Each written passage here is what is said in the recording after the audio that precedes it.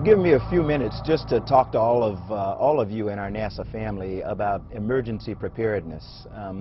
NASA recently participated in a FEMA exercise called Eagle Horizon that was a part of a continuity of operations and government exercise that we do annually. And I became aware of some things that concern me about our family preparedness, and I wanted to talk to you very briefly. You know, we in NASA, we're an incredibly unique organization. We're the only agency in the federal government that's responsible for the safety and well-being of people not only here on Earth, but off this planet, off this planet, off this planet. So my experience in the astronaut office, my experience as an active duty Marine, always talked about the importance of family preparedness and to make sure that we had a viable family support program.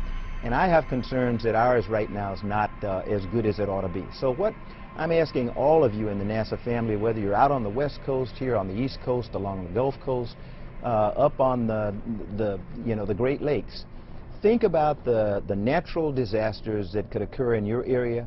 Think about attacks that could come like 9/11 from outside forces, and talk to your family about your work and what they need to do to prepare for the unforeseen. Develop a family preparedness plan in your house. Have an emergency supply kit available. Most people who live along the Gulf Coast always have an emergency kit for hurricanes. I'm not sure whether people out on the West Coast think about earthquakes and the like, but have an emergency supply kit at your home. Think about a family communications plan. Where are we going to meet if an emergency occurs and we're all over town? What are we going to do? Are we going to call each other on the cell phone? Just think about those things. If you have pets, think about a pet preparedness plan. How are you going to make sure that they're taken care of when you're spread all over the place? And then if you have family members who have special needs preparedness. The most important asset for us to successfully complete our mission is that our people, our families mainly, are taken care of so that we can come to work and feel good that if an emergency arises, our families are going to be taken care of. So I would ask you again, sit with your families, think about what you would do in an emergency situation.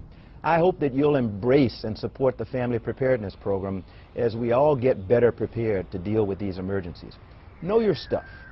You know what it is that you're going to do, know what it is that you want your family to do if an emergency arises. But most of all, be prepared. 23 minutes before the hour now. Here's the asteroid story. An asteroid the size of the Rose Bowl, more than 1,000 feet across, feels its way toward the Earth right now. It'll come by first in 2029, and we'll see it up there. It'll be closer than our satellites, a thing the size of the Rose Bowl hurtling through the air. And then it comes again in 2036, and that's when it may get interesting. The debate over just how close it'll get is sparking some serious debate between Russian scientists and American scientists. But Russian scientists warn that our planet's gravity could change the asteroid's path and set it on a collision course. NASA scientists say there is a minuscule, little bitty chance of that happening. NASA scientists say there is a minuscule, little bitty chance of that happening. And talk to your family about your work and what they need to do to prepare for the unforeseen. Develop a family preparedness plan in your house. Know what it is that you're going to do. Know what it is that you want your family to do if an emergency arises. But most of all, be prepared. Be prepared. It might actually be a nation buster. It'll take out Germany. It'll take out France, England, or the entire northeast of the United States. Careful. It'll hit with the force of 100,000 Hiroshima bombs. Really? If it hits? If it hits, right. It's a catastrophe beyond human comprehension. But it's something that we have to take seriously. This is the first major threat from a giant meteor or asteroid. Were it to hit us, do we know what it would do to our rotation around the sun and the spinning on the axis? Well, it will definitely affect the rotation of the Earth as it goes around the sun. The immediate impact would be a gigantic shock wave going out maybe 50 to 100 miles, then firestorms going out to hundreds of miles beyond that. Firestorms. And then meteorites raining back down on the planet Earth. So the devastation would be on the order of 500 to 1,000 miles.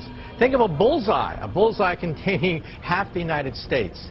That's the potential impact. The wild card is also the atmospheric disturbances. It's going to come right to the outskirts of our own atmosphere. Friction is going to take place, and that's unpredictable. We simply don't know how it's going to react as it whizzes through the atmosphere of the Earth, and that could affect the second pass. And that's why we're keeping our fingers crossed. Yeah. But isn't the world ending in 2012? The Mayan calendar seems to indicate. Well, if you look at the Mayan calendar, it actually says that it's cyclical, and we could be witnessing a rebirth. We should be celebrating then. And personally, I hope to be around in 2013. Well, news from the future. 2012 is going to be weird.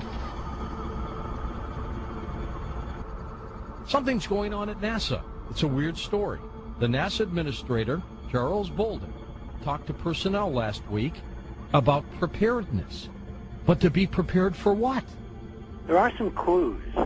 When you listen to it carefully, there were three things that kind of leaped out at me. The first was his reference, his very strange reference to personnel off planet. Why didn't you just say the guys and gals in the space station? Do we have NASA personnel other places in the solar system? Good question. Was that a hint to a secret aspect? It's a very curious phraseology, and by looking at this, when you see the video, of course, the visual is an important part of the story. His body language, I mean, you obviously watched it. What did you think of his body language? I thought the whole thing was weird. Well, there's a context. I mean, we've gone through a hell of a spring. You know, there have been horrible tornadoes in Alabama, in Joplin, Missouri. There have been, you know, the problem of Fukushima, the threat of radiation. We've now got, you know, Fort Calhoun, which is kind of teetering on the edge of we don't know what because no one's telling us really anything. We are living in a very uncertain world and uncertain time, but he made specific reference that it was part of something called COG, C-O-G, continuity of government. Now, continuity of government is what you do in case you've got World War III, all-out thermonuclear exchange with somebody, or an asteroid takes out the entire western United States or eastern. In other words, it's not something trivial. It is to keep the government at some level functioning in secure locations where they can come up to the surface or back on the air after the dust has settled, maybe literally, and try to reestablish the United States of America. This is not trivial. And then, of course, it's against the backdrop of this whole incredibly weird business going on the net around Comet Elenin. And that, again, gets back to Bolden's very careful use of language, not terrorists. He talked about outside threats. This object, regardless of all the stories going around, is unique. Nothing like this has happened in our lifetime, astronomically. And there are major clues inside NASA which we have been able to ferret out, that the guys in NASA know something that they're not sharing about this object with the public. Remember how he talked about to get prepared for emergencies like 9/11, and then he talked about outside threats? He didn't say terrorism. He said outside threat. Words are important. Words convey specific meaning, particularly if you're talking to the NASA family that already has some inkling as to what you're talking about. So specific phraseology and specific words will trigger the briefings they've had that we're not privy to, but the coded language is meant to communicate the big picture. Outside threats. I think we're in for an extraordinarily intriguing fall. I mean, there were a couple other things that kind of leaped out of his message. The specific reference to pets. When was the last time, George? Never. Why is the head of NASA going out of his way to single out pets to be taken care of? George, this has a extraordinarily weird feeling. Okay, look at the Earth distance, 1.812. Helios right now getting nearer to us by 300,000 miles per day. In about a week, that number is going to be 400,000 miles per day, and it's going to continue to increase.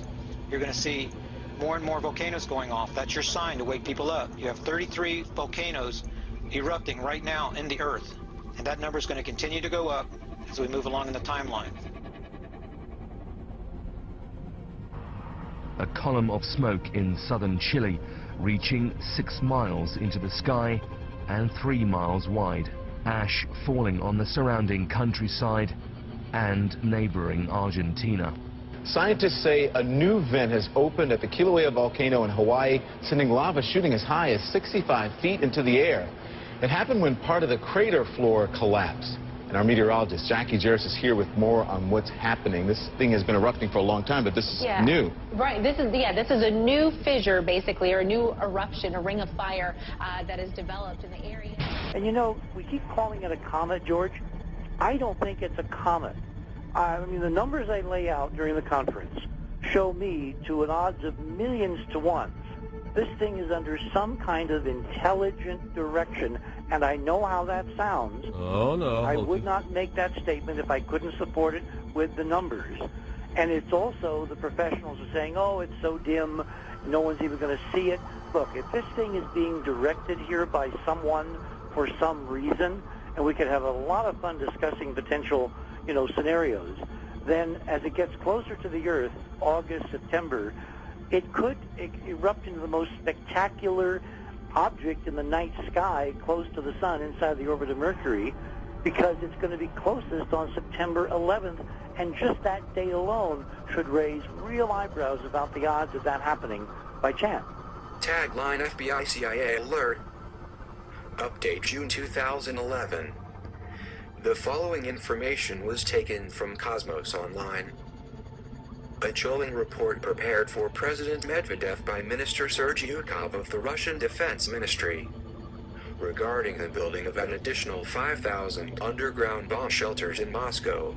The defense minister warns, even though progress is being made, the appearance of the new comet Elenin in our solar system means additional resources will have to be added immediately, as the 2012 timeline for completion may not be soon enough. Sparking fears, Minister Sergei Yukov says in this report, quote, based upon the new orbit calculations for comet Elenin, it appears in all likelihood that this celestial object is under some type of intelligent control and will approach Earth much closer than originally thought this coming fall season.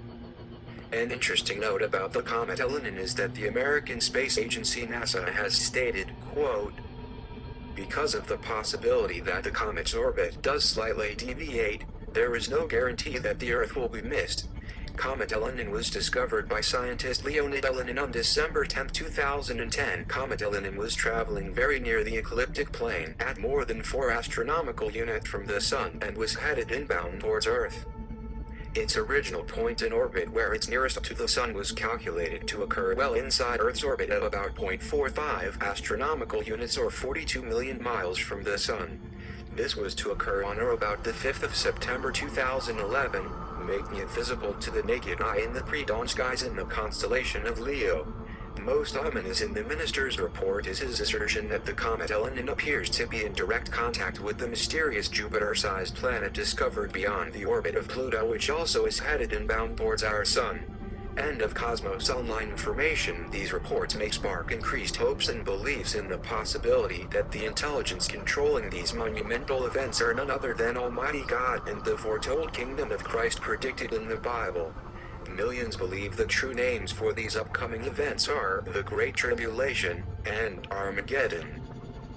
Regardless of what one believes, buckle up and be wise and not deceived. We are certainly in for epic earth and government-shattering events of biblical proportion. The immediate impact would be a gigantic shock wave going out maybe 50 to 100 miles, then firestorms going out to hundreds of miles beyond that. Firestorms. And then meteorites raining back down on the planet Earth. So the devastation would be on the order of 500 to 1,000 miles.